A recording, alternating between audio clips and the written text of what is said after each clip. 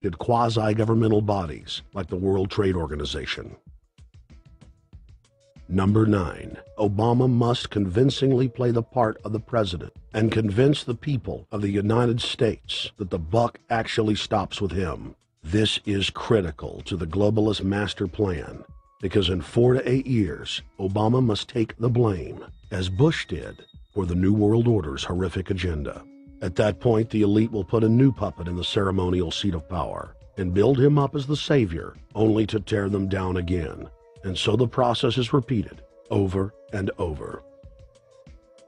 For their program to work, it is essential that the people not learn that the presidency is now nothing more than theater, because if they did, the people would stop looking at the pawns and start looking for the king.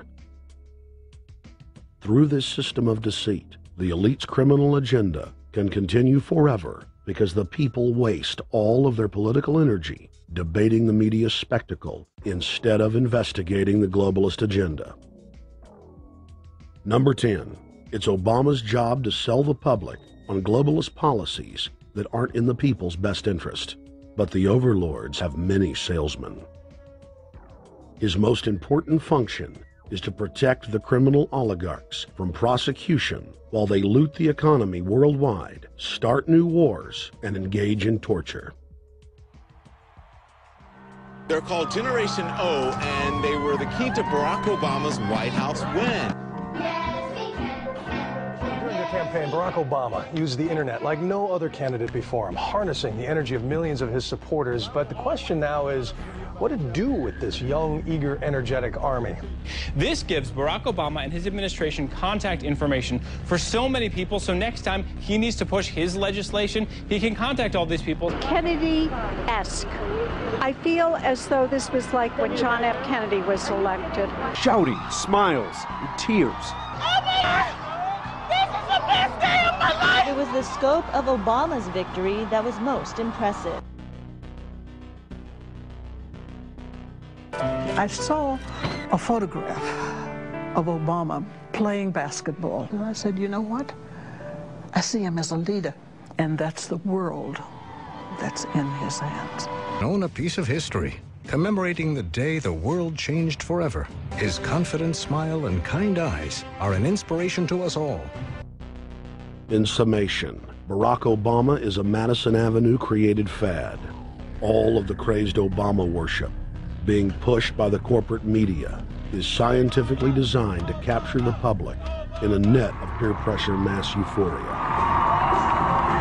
If the New World Order can just distract the public for a few more years, the elite can finish constructing their police state control grid.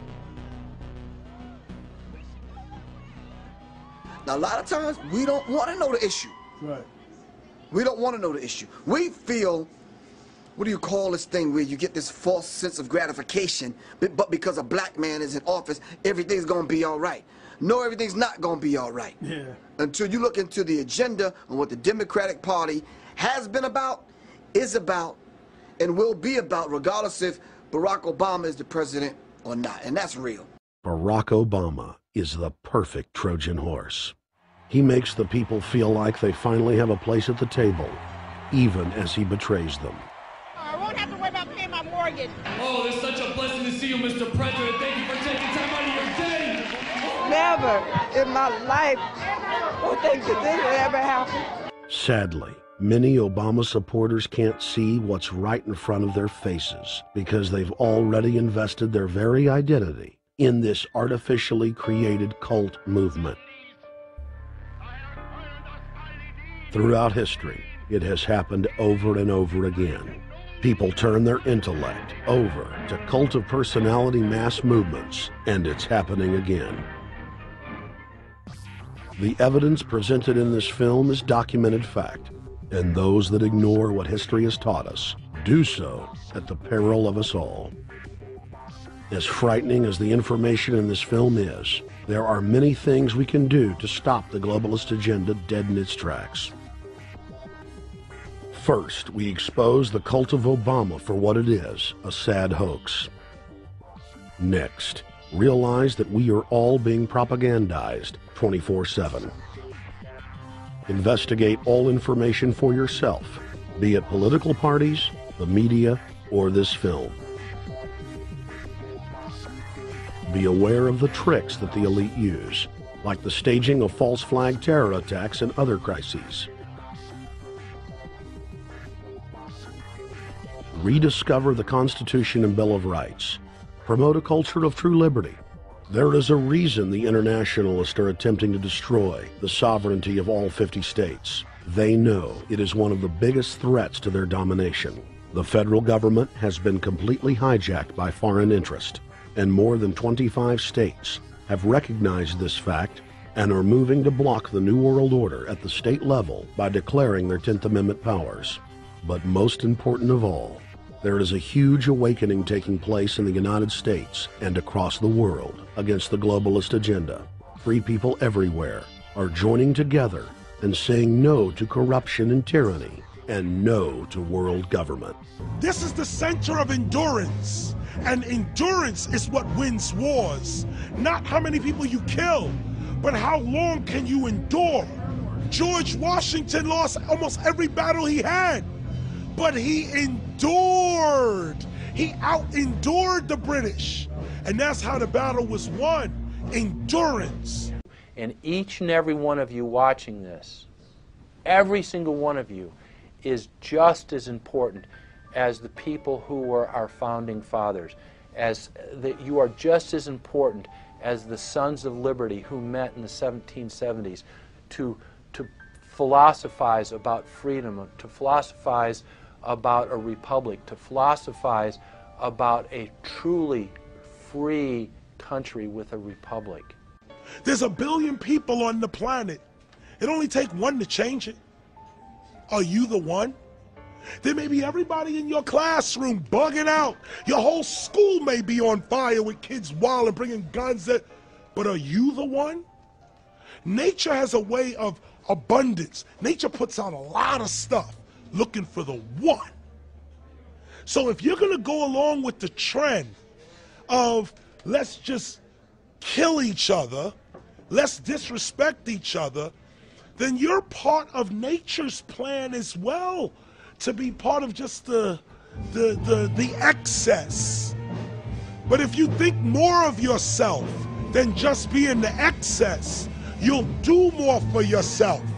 Are you the one? Everybody's not gonna make it, but you have an opportunity to save yourself. Well, we don't have to look back thousands or even hundreds of years to see how dangerous this present-day situation is. We can look back to Bolshevik Russia. We can see the takeover by the Bolsheviks talking about the people's revolution, talking about the positive change. And Lenin came in and then Stalin. The fact is that over 40 million Russians between 1925 and 1940, good Russians, people who were Christians, people who had their own businesses, people who were educated, they were exterminated because they had their own business, because they were educated, because they believed in God's law. We can look over at Germany. Germany was in a very, very terrible economic situation, and this very charismatic leader called Adolf Hitler comes in. He makes the roads good, and he promises a better life for the people. And within 10 years, you see a completely nationalized, centralized, dictatorial situation where millions and millions of people were exterminated. And then we can go to Maoist China. Mao came in, he promised change, he promised a better life, and within 5 years, 60 million Chinese were exterminated. They don't teach that. They don't teach that in the schools these days, and it wasn't that long ago. And I pray to God that this will not happen in the United States. And the way it won't happen is if you and your friends and all of us together take action to say no. This country is too precious. It's too wonderful. It's too good of a place to lay down as a victim.